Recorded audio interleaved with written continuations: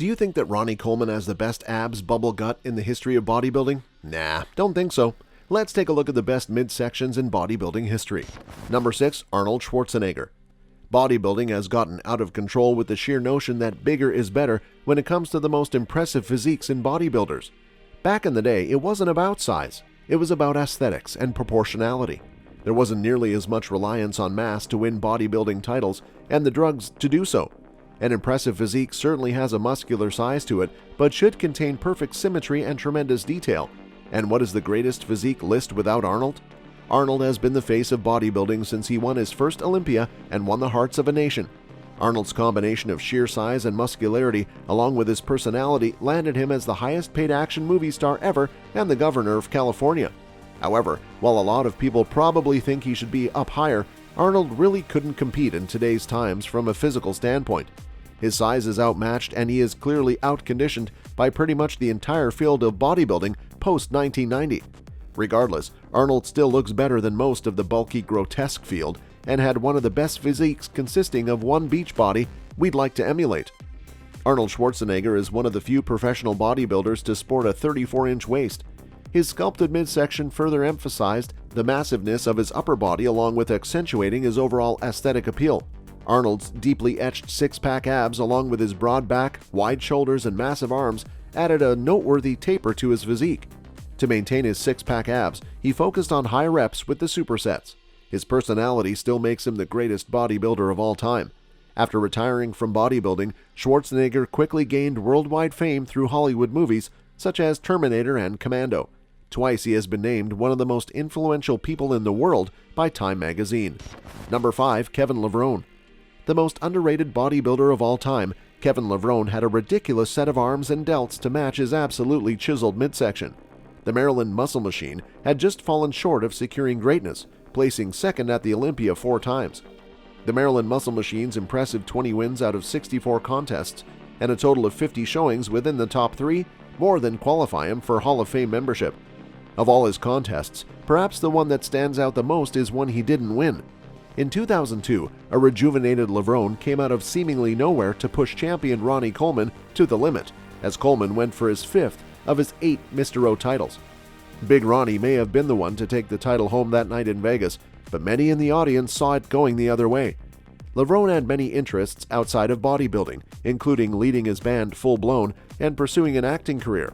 After the 2003 Show of Strength in Atlanta, Levrone finished 3rd and hung up the trunks to focus on his other pursuits full-time. Gone from the bodybuilding stage, yes, but as an all-time great, he will never be forgotten among the muscle masses, especially after his amazing midsection that goes down in bodybuilding history. Number 4. Frank Zane. Frank Zane was a bodybuilding legend in the 1970s and won the Olympia 3 times between 1977 and 79. Zane's physique was something special. He had that rare combination of enormous muscles and delicate symmetry, something that is sadly lacking from today's top-end bodybuilders. Zane was asked recently which exercises he preferred to develop his abdominal muscles. His answer was simple. He used a combination of crunches and Roman chair sit-ups for his lower abs and upper legs. He also incorporated leg raises and seated twists for his obliques. Zane believed that if he had great abs, it would make the rest of his physique look even better. He and his friends used to go to the gym in the 1960s in the morning and do 500 Roman chair sit-ups and then return in the afternoon to do 500 leg raises. Getting the best abs in the world at the time required a monumental effort. Zane also said that doing powerlifting exercises was important. He admits that he wasn't really into Olympic lifts in the early days, but he soon realized that they challenged his muscles in new and interesting ways. During his early career, he sometimes trained with a Pennsylvania crowd who were all heavily into powerlifting. Thanks to training with powerlifters, Zane learned how to squat and deadlift properly. Ask most men whether they want the physique and aesthetic of Kai Green or Frank Zane, and the majority will say Zane. The man was something special, and one of only 3 people to have ever beaten Arnold Schwarzenegger during his heyday. Number 3. Shawn Ray. There couldn't be a more fitting name for Shawn Ray than Mr. Symmetry. Shawn Ray defined proportion and balance. It is mind-boggling to think that he didn't win one Mr. Olympia title with a body like that. His vision to win audiences over with artistic display and proportion has been lost to the mass appeal despite his numerous top 5 place finishes in the Olympias. Perhaps the only inductee this year to have his name grace 2 halls of fame, He was voted by Flex readers in 2003 as the best bodybuilder never to win Mr. Olympia. His pro debut came at the IFBB Night of Champions, where he placed 4th. A 13th place finish in his first Mr. Olympia in 1988 played a role in his decision to sit out the 1989 competition schedule to prepare for the 1990 Classic Ironman Pro, the Arnold Schwarzenegger Classic, and Mr. Olympia. He won 2, the Ironman and the Arnold. Sean Ray competed for the last time in 2001, but will never be forgotten for his epic midsection gains. Number 2, Ahmad Hadar. Since Ahmad Hadar burst onto the scene, he has become known, amongst other things, for his amazing symmetry and fantastic abs. See more of Hadar in this profile on his career since 1998. He first started competing as a professional bodybuilder in 1977 and has since become a fully fledged IFBB professional bodybuilder.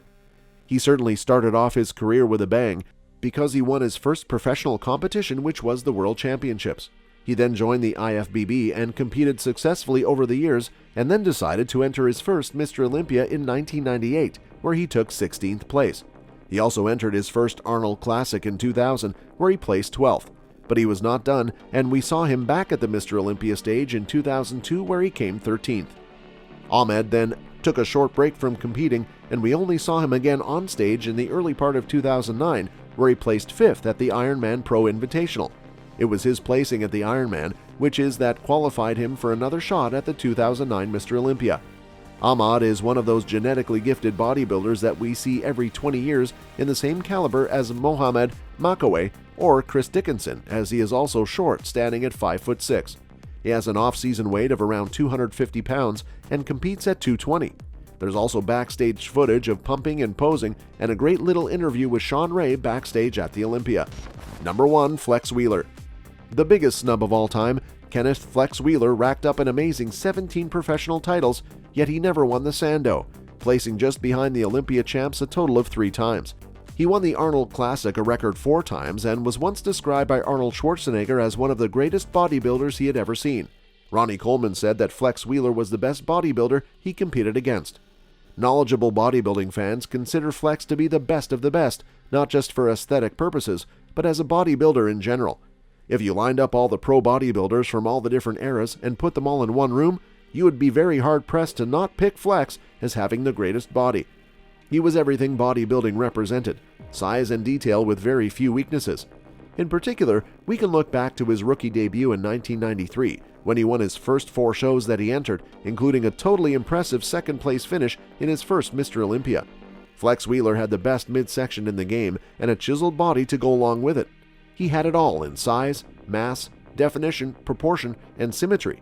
He was often compared to near-perfect legends Steve Reeves and Bob Paris throughout his career, yet obtained a level of muscularity never before seen. It's just a shame that mass has consistently beat out definition in the O. The judges have always been more impressed with mass than perfection.